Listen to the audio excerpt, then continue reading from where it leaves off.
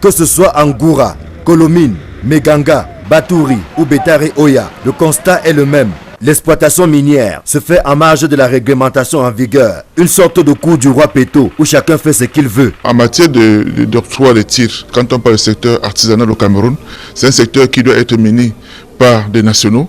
Mais malheureusement, ce que nous constatons sur le terrain, pour la plupart des cas, sont des étrangers qui sont là. Comment est-ce que les étrangers parviennent à avoir des titres d'exploitation artisanale supposés être détenus par des nationaux? En matière de collecte, la production d'or que nous avons jusqu'à aujourd'hui n'est pas encore canalisée suffisamment dans le circuit formel.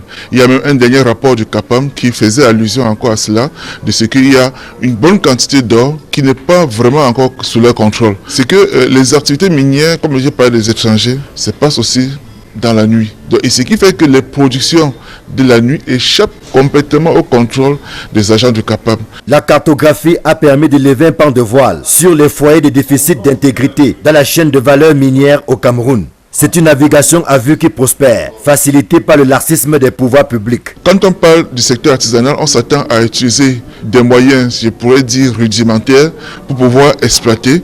Mais malheureusement, sur le terrain, ce que nous constatons, c'est que ceux qui ont ce permis artisanal utilisent des gros engins. Et du coup, ça a des conséquences énormes sur l'environnement. On ne se rend pas compte encore, mais des drames sont nombreux dans ces zones. Parce que les gens exploitent, ils font des trous, ils détruisent des sites. Et quand ils ont fini d'exploiter, eh bien, ils s'en vont. Et sur les sites, c'est des populations qui tombent dans ces trous, c'est des enfants qui meurent. Et on connaît des drames quotidiens sur ces sites-là. Il y a donc lieu de faire quelque chose pour inverser la courbe actuelle. Faire un plaidoyer pour qu'il y ait un décret d'application du Code minier de 2016, pour que la loi soit effectivement appliquée. Parce que les conséquences sont graves. Il y a des gens qui se font passer pour des artisans, alors qu'ils utilisent des technologies modernes d'exploitation. Ce sont des gens qui font dans la semi-mécanisation. Et ils se font passer pour des artisans parce que cette catégorie-là permet d'échapper à la réglementation.